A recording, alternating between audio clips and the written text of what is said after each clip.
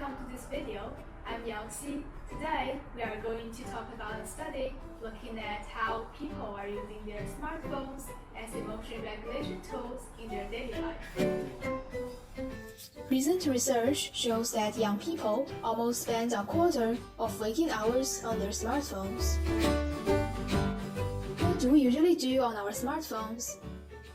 We gain social support by chatting with friends and families, listening to the music to feel more relaxed, using social media to check out what is happening in the world, or watch videos and playing games to kill the time. These applications have been really deeply connected to our emotional lives. While given the huge amount of time people spend on smartphones, many researchers are worried about smartphone addiction and found it lead to depression, stress, anxiety, and even lower self-esteem. But on the other hand, smartphones is always successful devices in our pockets. They can save us from negative emotions anytime and help us to reach satisfied emotional states conveniently. In this case, do smartphones provide us with greater well-being as effective emotion regulation tools? In the past few months, we started a study trying to answer these questions. How do people use smartphones to regulate emotion in their daily life? How does using phones for emotion regulation influence effective well-being over time? And how do people perceive smartphones as emotion regulation tools? We used experience sampling method and interviews in this research. In this study, there were 3 phases: the setup session, experience sampling session, and the interviews. In the setup session, participants were asked to register on SAMA application, which is used to receive experience sampling surveys, and they completed 2 questionnaires, the Regulation of Emotion System Survey and Smartphone Addiction Scale. Then they were explained the idea of using smartphone to shape emotion and went through a demo survey on SAMA. In the following consecutive 7 days, participants were required to answer experience sampling survey 5 times a day. Each survey asked how do they feel at the moment when they are completing the survey, the minutes of their offline interpersonal interactions, and overall phone usage since the last time they answered the survey, and their phone usage for emotion regulation, including what function they used and the intensity. Finally, 21 of the participants who registered for the interviews met the researcher again after the experience sampling session. The interviews mainly focused on addressing the reasons and contexts of using phones for emotion regulation, the differences among functions, and how people perceive smartphones as emotion regulation tools. Participants were also asked to comment whether they found anything interesting about their own phone usage during the experience sampling week. Here are the results of this study. Let's look at the first question. Do people use smartphones for emotion regulation? From all the minutes that participants reported in the experience sampling surveys, we found that during the daytime, people spend 24.1% of the time in offline interpersonal interactions and 19.7% of the time on their smartphones. 11.1% of time they spent were using smartphones to regulate their emotions. From this data, we can see that people do use smartphones for emotion regulation. Then how do people use smartphones to regulate their emotions? From the survey data, we found that people browse social media a lot, then followed by interpersonal contact and listen to music.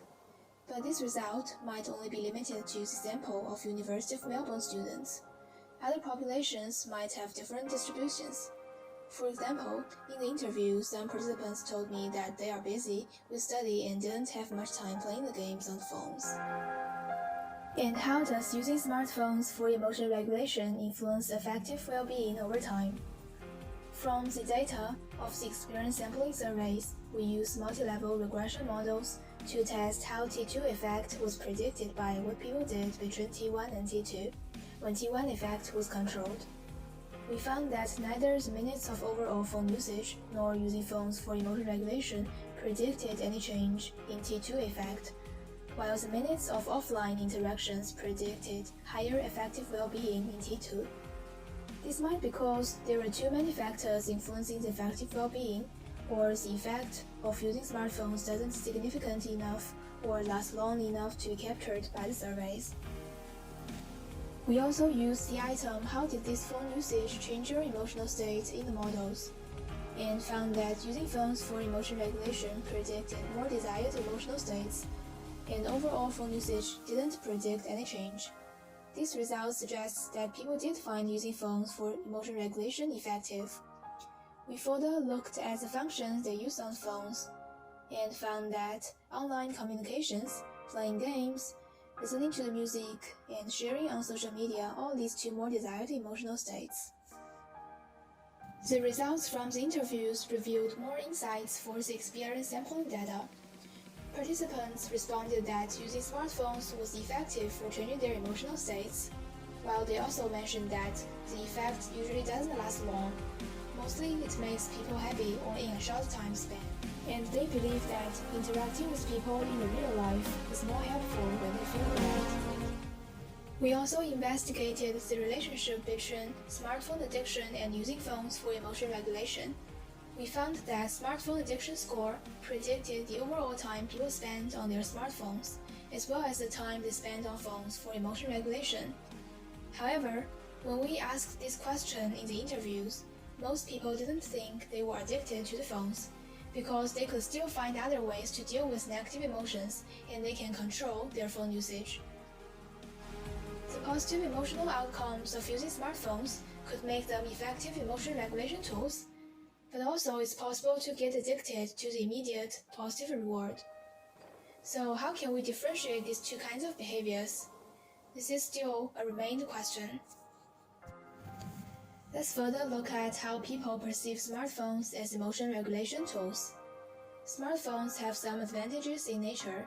They are always accessible, convenient to use, can help people to reach desired emotional states in a short time, and cost fewer efforts. But on the other hand, using smartphones for emotion regulation might lead to addiction and make people more antisocial. Also, it causes negative physical and mental consequences such as dry eyes and depression.